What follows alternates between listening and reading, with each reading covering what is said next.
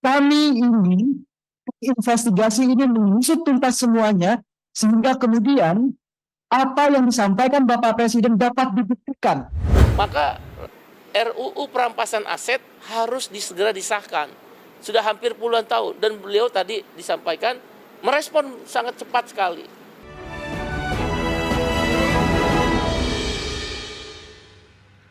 Terima kasih Anda masih bergabung sama kami. Pemirsa, pasca rentetan gelombang unjuk rasa yang berujung kericuhan di sejumlah daerah, pimpinan DPR RI akhirnya menerima perwakilan mahasiswa.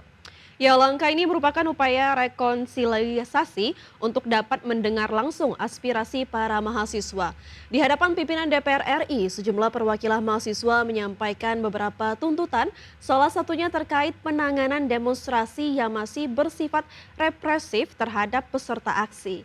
Mahasiswa juga mendesak pemerintah untuk melakukan penyelidikan atas tewasnya warga sipil dalam aksi unjuk rasa beberapa waktu lalu dan meminta hasil penyelidikan dibuka secara transparan kepada publik.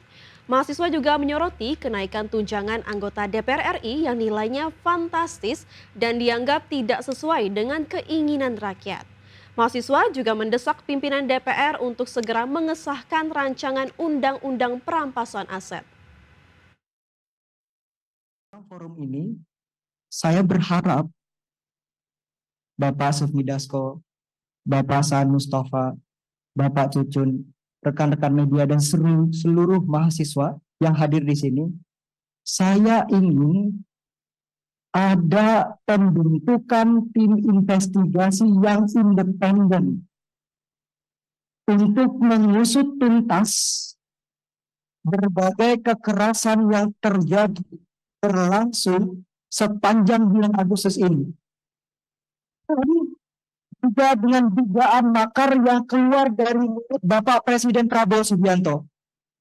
Kami ingin investigasi ini mengusut tuntas semuanya, sehingga kemudian apa yang disampaikan Bapak Presiden dapat dibuktikan.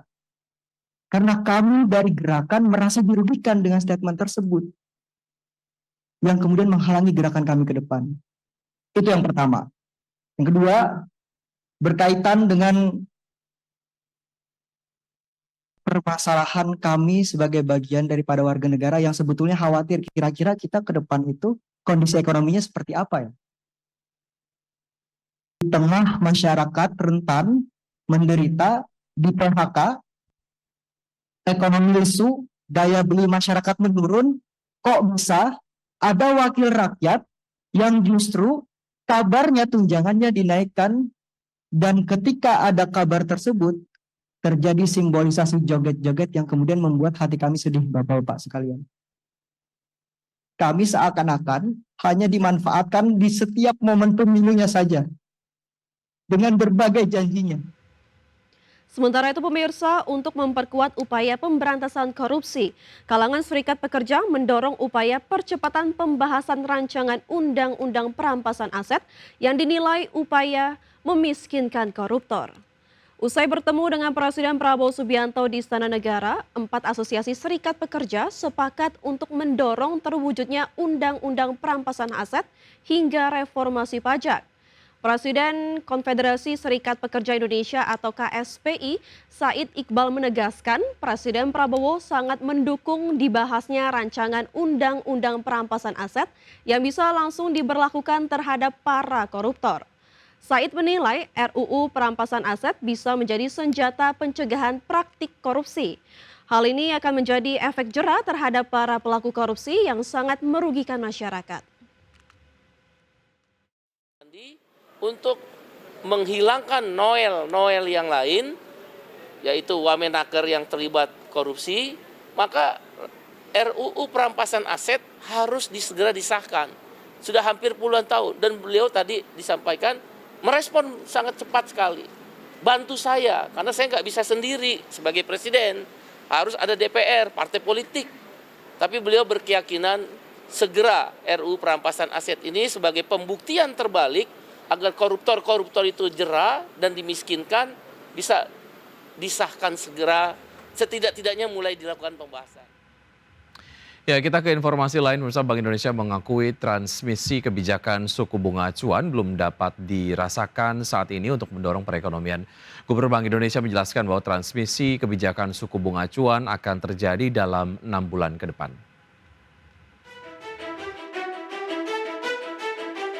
Bank Indonesia telah memutuskan penurunan suku bunga acuan sebanyak 25 basis poin menjadi 5% pada bulan Agustus lalu.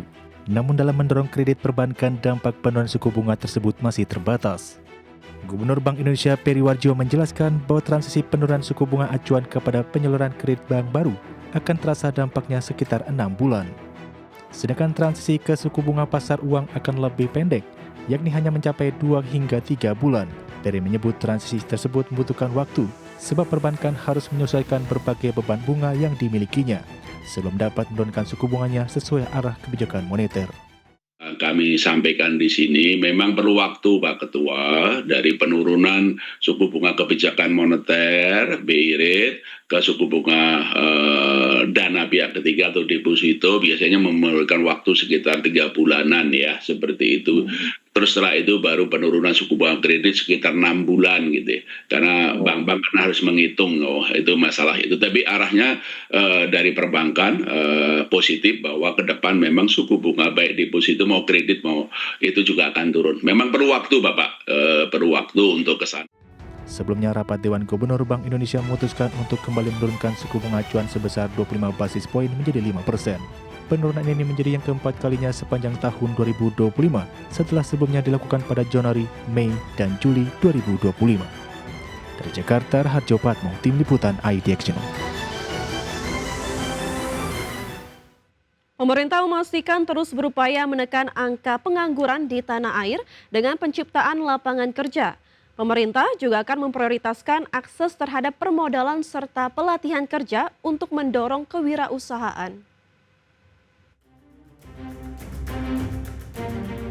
Menteri Koordinator Bidang Pemberdayaan Masyarakat Muhaimin Iskandar memastikan pemerintah terus berupaya menekan angka pengangguran di tanah air dengan penciptaan lapangan kerja baru baik melalui UMKM kota maupun desa, melalui Koperasi Merah Putih hingga penempatan tenaga kerja di luar negeri.